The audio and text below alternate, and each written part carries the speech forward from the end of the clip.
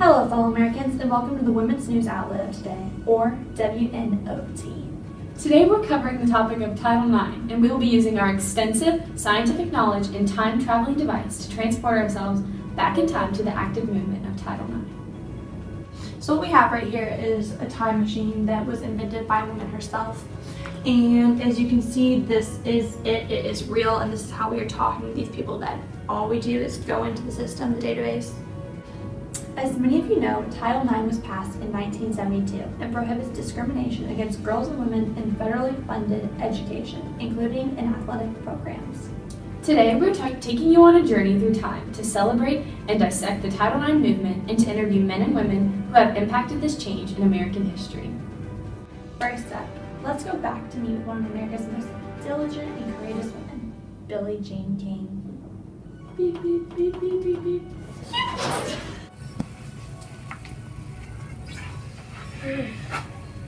Thank you for having me today. It's our pleasure. We just wanted to talk with you about the impact Title IX had on your life. Hi, so today I'm going to be talking to you guys about Title IX. And as you know, Title IX had a huge impact on my life especially, and I hope that it's made a great impact on yours. If you guys don't remember, in 1973 I played Bobby Riggs, a 55-year-old man, in a tennis match. Not to go into too much detail, but I did beat Bobby Riggs, as many of you guys know, and as a result of that, I won $100,000. This was a big breakthrough for Title IX, especially because this proved that women can beat men. And for that matter, we stopped that pay gap in the sports industry, which was a huge movement that I'm happy to be a part of. I beat him. I'm not kidding. I'm not doing an interview with Bobby Riggs. I'm done!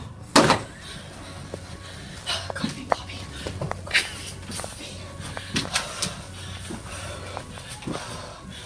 You taking a video of this? Hey, that's illegal! Being a part of this big tennis movement also helped me to start the Women's Tennis Association and the Women's Sports Foundation.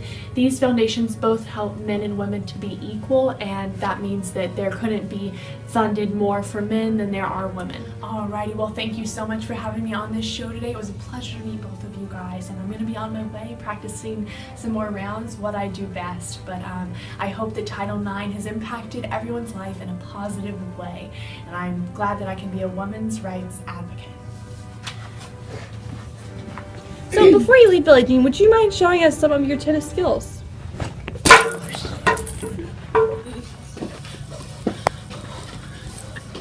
Jump.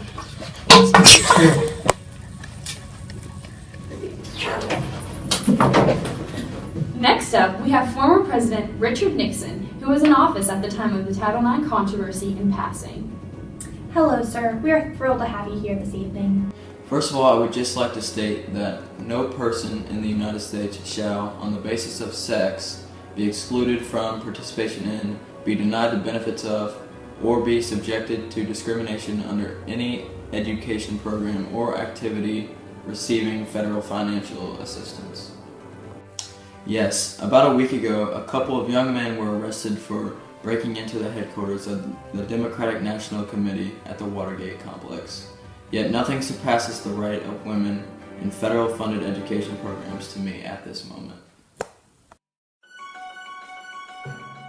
Patsy Mink, the Democratic representative from Hawaii, has had a large impact on women, and I just feel very blessed to be a part of this equal opportunity movement. Some oppositions to the Title IX include the Tower Amendment on May 20th, 1974. Senator Tower proposed this, which would exempt revenue-producing sports from determinations of Title IX compliance. The amendment was rejected because it is unfair. Also, several associations, including the NCAA, have challenged Title IX due to the fact that they say all sports teams are not officially federally funded. All the accusations and oppositions have been turned down. Next up, and finally, we are traveling back to 2017 to interview Miss Bartlett, a current teacher at Sacred Heart Academy, an all-girls Catholic high school in Louisville, Kentucky.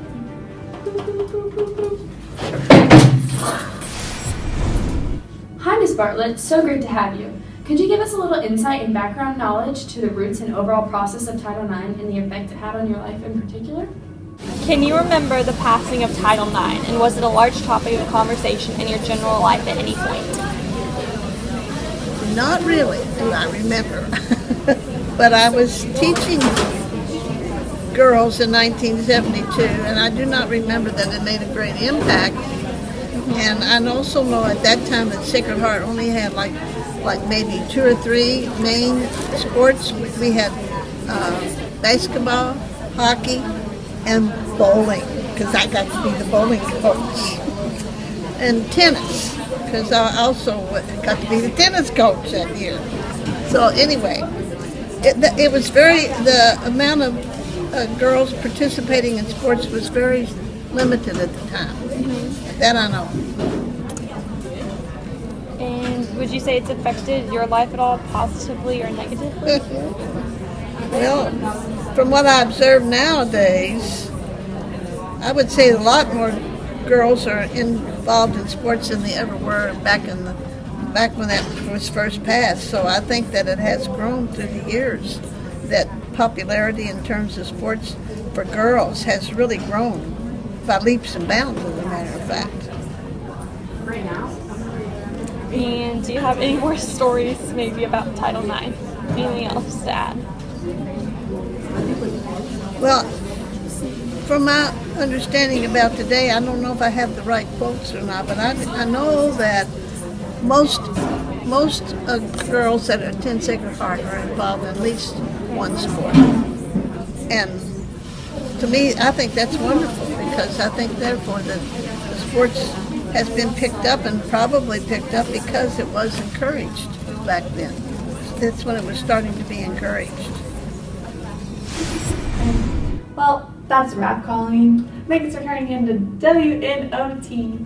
See you tomorrow when we travel back in time to talk about all the amazing things women have done throughout history. Bye.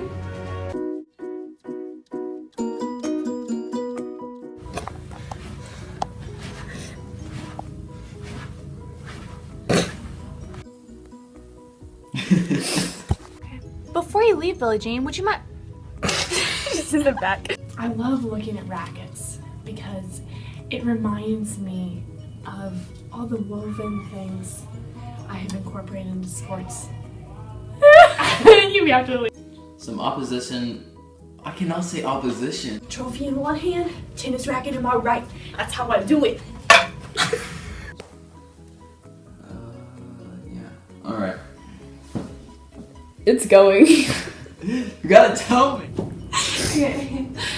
So what we have here is a device that transfers us into the future. The past? You mean the past? Yeah, okay, hold on. This device transfers us into the past. I can't, you have to explain.